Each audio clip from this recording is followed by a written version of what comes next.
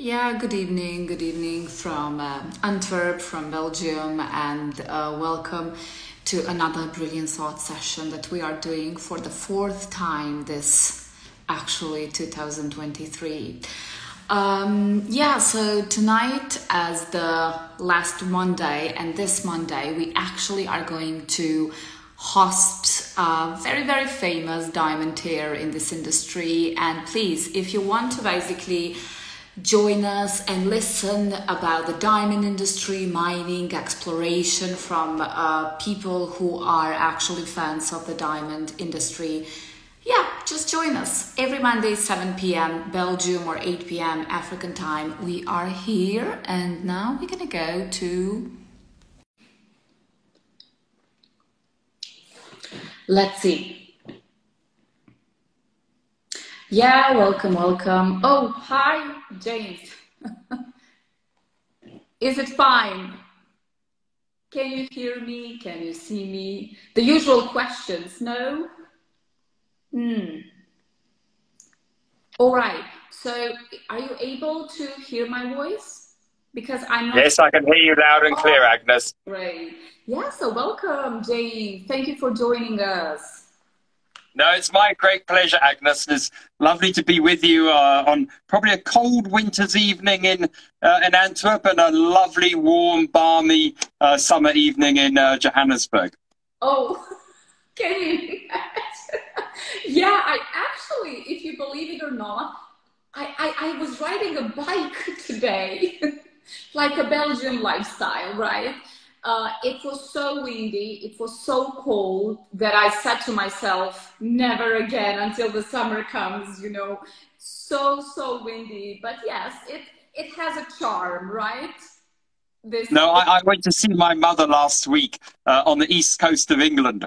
And the east coast of England has the Arctic winds coming from the north, and it was freezing cold. And coming from plus 35 to minus 3 took the wind out of my chest. Oh, all right, I understand.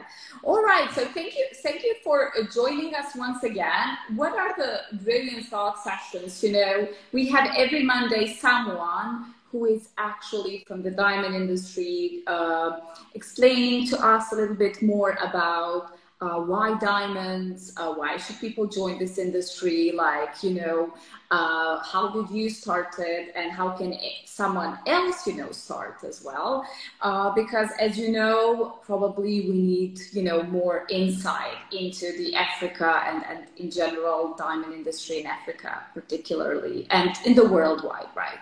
So I would, you know, like to start by asking, like, who is James? You know, can you tell us? Is that possible? I think there are a few answers to that one. Obviously, I'm passionate about diamonds, and I've been passionate about diamonds for a very, very long time, probably 30 years or more than that as such. And how did I get into it? It was like one of these strange things that I was doing my A-levels in England. I was doing chemistry, geography, and maths. And I did geology as like a side subject. And I really enjoyed geology. And then when I went to ask my grandfather, who was a very wise man, as well as my parents, my grandfather said to me, you can do no worse than go and join De Beers. They are a super company. And at that time, he was the chief financial officer for what was then called the Central Selling Organization in London. And interestingly, I'll bore you momentarily on this. His firm was actually the lead auditor of the Central Selling Organization.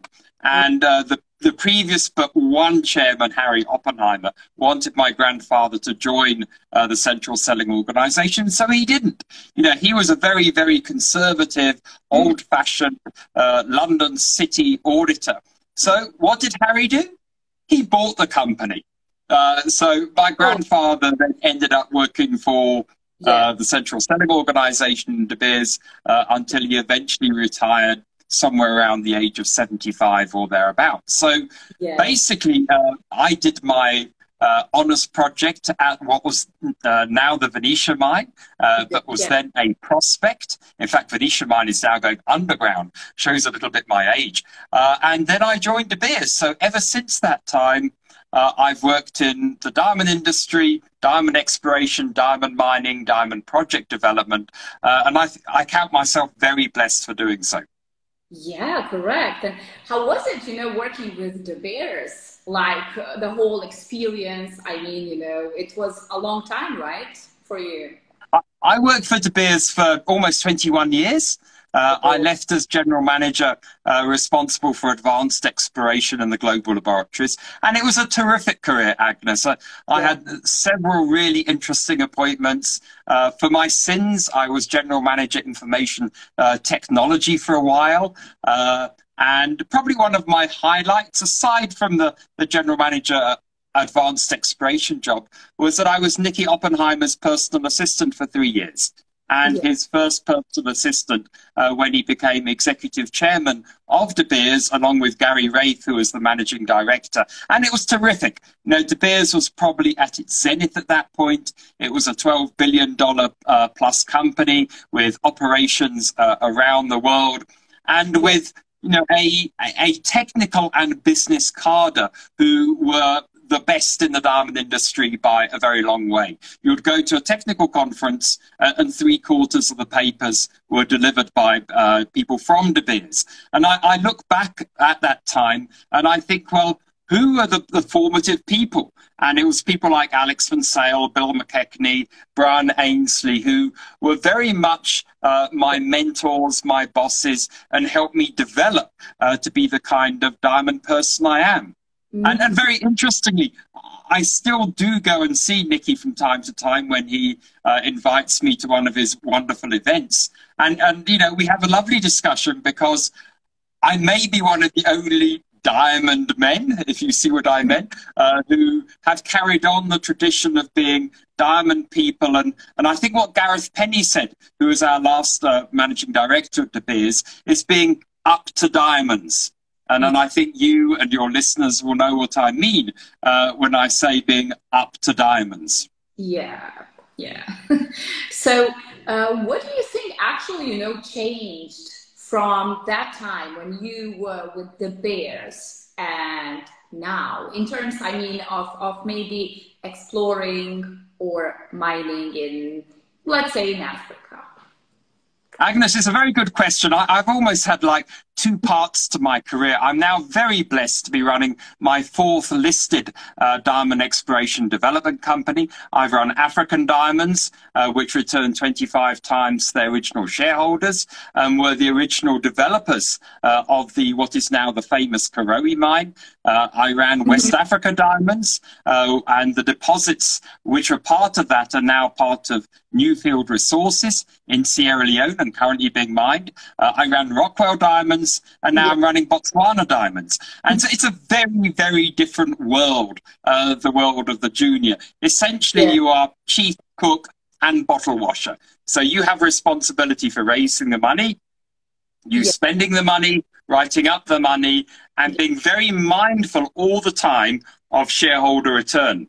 And in 3 out of the 4 companies which I've worked for, I've worked under my current chairman, Dr. John Teeling. And as much as I give credit to my old De Beers colleagues from a technical perspective, it's Dr. John Teeling who's taught me so much from a corporate side about how to protect shareholder value, which is really difficult to do in a diamond exploration company. So essentially, what I'm doing now is very much what I have done for many, many, many years, but with the added layers of raising money, putting my own money in, of course, because that's really important, and then delivering shareholder returns in a highly risky environment of diamond exploration. Yeah, I remember one time when we had a conversation, it was a long time now, when you actually said to me, well, you cannot raise money if you don't get yourself into it, right, first. And I think, that is a very good, message as well to the people that are watching, or in general in the diamond industry. We had like this diamond networking trip in November, and I have met people from different, places like Lesotho, like even Congo. We had one gentleman, but the thing is, people do not, I think, still, have this understanding. If you don't do it yourself, nobody will do it, right? In the diamond industry, particular, for example, if you don't start something like, okay, let's say trading, because it's a much, it's more difficult than I think even, exploring in a way of, starting that particular trading of any kind of diamonds, for someone from Africa. It's like people, I think, do not have this understanding. If you do not start yourself first with a proper, office and setup and a small investment, nobody will come to you. Nobody will buy. Nobody will finance anything. Nobody will invest. So we need, properly to show, to, provide an evidence. Yeah, this is worth coming, buying, investing, or, joining as a shareholder in any project.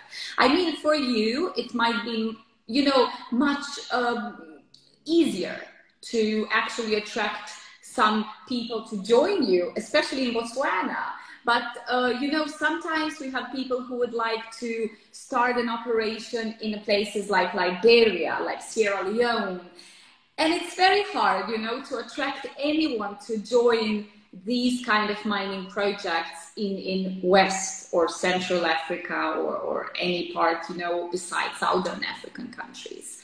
So what do you have as an advice to the people who are passionate about diamonds, but they are coming more from, let's say, artisanal environment, and the one which is a bit more difficult to attract someone, to join in particular to the project or anything? Agnes, I'm going to answer that question, but I'm going to challenge you just a little bit on the difficulty in diamond exploration relative to other areas of the business. And I'm going to answer that in a couple of ways. If one looks at the number of kimberlites there are in the world, there are about 6,000 of them. 600 of them contain diamonds, of which 60 have been or are diamond mines. So in order to be successful, you've got to be one of those people who've been involved in one or more of those 60. Now, that's only 60.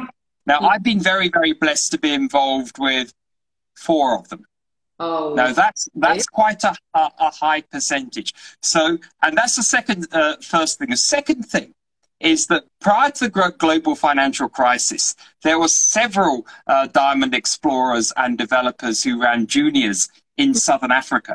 Now, there is only one. There is Botswana Diamonds, who is actively exploring in Botswana and South Africa with interest in Zimbabwe. So it's a really, really tough environment to be in, because you've got to be able to identify the ground, which is a technical requirement. You've got to be able to negotiate an entry into the ground, which is often a political thing, because it might involve joint venture negotiations with the government, local communities, other companies such as that. And then you have to raise the money to do the work on that property. And by doing that work, you need to try and be able to add value. And once you've added value, you can actually raise more money. So to answer your question directly on this, there is absolutely no other way but just to go and do the hard yards in the field and get that kind of experience. And let me give you a kind of another very small story on this. I was hosting a bunch of 4th-year honours students from a top local university. These are geology, of course. And it was a very, very hot day, as is typical around the Marsfontein area, about 35 degrees, the middle of summer, and it was hot walking up and down the pit. And a couple of the young ladies came to me afterwards and said to me, Mr. Campbell, I hope we're not being rude, but we don't want to do what you're doing when we're your age. And I said, ladies, what do you want to do? And they said, no, we want to go and consult. And sit in an air-conditioned office and do that. And I said, with the greatest of respect, you've got to get a minimum of 10 years if not 20 or more, if you even want to begin to become a chief executive and managing director in a Diamond Junior, because you need that level of experience. So it's not just the information that you gather from projects, it's the insight. You know, having spent so long in this kind of industry, I could look at a project, almost smell it, whether this has actually potential or not, and then kind of move on from them. And then they said to me, do you use consultants? And I said, absolutely that I do. But rest assured, these consultants are very much more experienced than I am in their particular areas. And of course I do. I use consultants from Canada, from Australia, from South Africa, from the UK, who are niche experts in those areas. So my one piece of advice is get your field work, and just, you're going to have to put a decade or more into it to learn those field skills, and love it. Yeah. Because I love my office work. I love having conversations like this with yourself, but equally, I love going into the field and doing field work. And last week, I was very blessed to be in London, where I spoke to several potential investors, and the annual general meeting. So there you put on your suit and you become a city gent for those few days. Tomorrow when I go back into the field, it's my khakis and shorts and off I go. Yeah, so, there is a question. Thank you. Is your residency Botswana? Like, you are actually, you are living in Botswana? I'm actually living just north of Johannesburg. Because we've got several projects both in Botswana and in South Africa. Yeah. And, you know, where I live at the moment, I can drive to Gaborone in 3.5 hours, and I can drive to our Thorny River project, which is about to go into production in 3.5 hours too as well. And you know, my philosophy has been, I've lived in Botswana before. I developed something called the Tswapong, or the Lerala diamond mine, very many years ago, probably about 25 years ago or thereabouts. And you know, I lived in Gaborone. My kids went to school in the primary school there. So if, for example, we are successful in acquiring the Gagu mine from Gem Diamonds, it will mean my focus then becomes much more focused on Botswana than it is on South Africa. And then, of course, if the Botswana people will have me, I would be delighted to move. Yeah, sure. I meant actually, like, you know, is it like living in Africa, right? And having a passion for diamonds? For sure, you know, I mean, that is a must do if you want to get involved more into exploration and mining. And, you know, especially for, this is a message to the investors, which, you know, okay, they do not need to move to Africa, but they do need to really understand what they are investing and who is actually managing the project and what are they involving in, you know. And I think, you know, this is a way of, you know, these now that we are discussing and talking is also a way, you know, through this transparency and understanding actually what is an interesting opportunity in Africa and where you know, investors should put money with who, so we don't have any more tags such as scams and frauds, you know, all of these things in the diamonds, which I think, you know, we don't really deserve.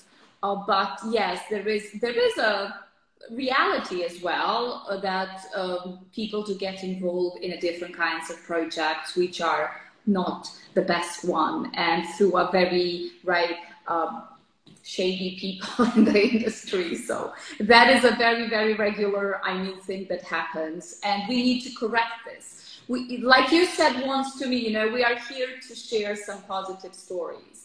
And I think, you know, that is so, so important. So can you tell me, like, what is the next plan for Botswana Diamonds, in particular, you know, for this 2023? No, absolutely, Agnes. I'm just going to pick up on one of your comments before I leap into that. Yeah. I feel quite strongly, in fact, very strongly, that if you have a company like Botswana Diamonds or a junior operating in those areas, you have to be resident in those areas so you can frequent your field operations as regularly as once a week or thereabouts. That's really important. Obviously, being a London listed company and a Botswana Stock Exchange listed company, I must go to Gaborone regularly, which I do anyway as part of my business. And then, of course, I must go to London regularly as well to see my investors. But the core aspect for me is going to those projects, making sure they're well run and doing the best I can in terms of the field work. So, correct. And that kind of leads me quite nicely to answering your question there. If I look at the two major focus areas for Botswana Diamonds this year, and yes, we are involved in lots of other stuff, and that's the nature of exploration, is that you need a diverse portfolio. But if I look at my 80% of my time, the Pareto principle, it's divided up maybe into two chunks. The first chunk is on our Thorney River and Marsfontein property, where we kicked off our field operations 2 weeks ago, and we hope to have our first diamond production during the course of February. So this is moving very, very quickly from a greenfield site where the mining equipment and the processing plant are already on place. And during the course of this week, God willing, we'll start to actually do some live commissioning. Which is really good, and that's really important. And that's on Marsfontein, and that will roll over to the Thorney River project site, which is adjacent to Marsfontein. And for your listeners, Marsfontein may be just a word, but a tiny little bit of history around that for your listeners is that this mine had the fastest payback of any mine anywhere in the world. And payback, I mean exploration and capital expenditure and all of that. And this was 3.5 days. It paid back its all of its capital. It's extraordinarily rich. Very, very small, very high grade. And, De Beers initially walked away from it. I was one of the original people at that time, but eventually bought back into it because at the end of the day, size doesn't matter here. It's all about revenue and, your margin per ton. So that's the kind of the first bucket, which is really important to us. The second bucket is that Botswana Diamonds, by its very name, is focused in Botswana too as well. And we're focused on the Kalahari of the country, which is the central part of the country. You've got Orapa up here in the Karowe mine, Letlhakane. You've got Diamondaine down here, but in the middle, you've got the central Kalahari. And there we've got the Maibwe joint venture, exploration properties on Sunland and Sikaka. We have KX36, which is a high-grade kimberlite, where we have a pre-feasibility study, which we acquired from Petra. And then to crown it all, I've been working very hard to try and find a partner, chiefly a financing partner, where we can acquire Gem Diamonds' Gargu mine. And then from there, we'll have a project in which we can put into production within a year, because that's all it will take to put Gargu into production with a 20-year life of mine. And then we have KX36 immediately behind it with a pre-feasibility study. And then we have all the exploration properties. So in summary, Marsfontein and Thorney River with imminent production. And then the Kalahari, particularly trying to find an investor who will work with us to acquire Gargu and put that into production. Yeah, actually, one of my women from Angola, who is a geologist, she's listening while we are chatting. It's Jamila. She's actually asking, is the project that are working, Kimberley or Alluvial? Well, I don't know what she means exactly, but yes, what is the typical, type of the projects that Botswana Diamonds is actually involved? Agnes, what we typically look at as kimberlite projects. My previous company was Rockwell Diamonds, and that was a very, very large alluvial diamond miner moving something like 1 million tons a month at around about $5 per ton. So it's a very large scale operation running at grades of 0.3, 0.4 carats per 100 cubic meters. Divide that by 2 if you want to get into carats per 100 tons, but a very high dollar per carat. So we're focused on the discovery and then the commercialization of kimberlite deposits in southern Africa. So we have a geographical focus in terms of southern Africa, which is Botswana, Zimbabwe, South Africa, Eswatini, and Lesotho. That is our geographical focus. And then from a work focus, we focus very much on kimberlites. And in particular, if we can, and the science is still developing here, about focusing on those kimberlites which will have an above average dollar per carat. Yes. Yes. Okay. All right. So, yeah, do you have any kind of advice as Jamila that's crucial when we are doing prospection? So I think, okay, Angola English is not the best, but we need to try to understand the question. On greenfield with occurrence of alluvial. Okay, I don't understand exactly the question.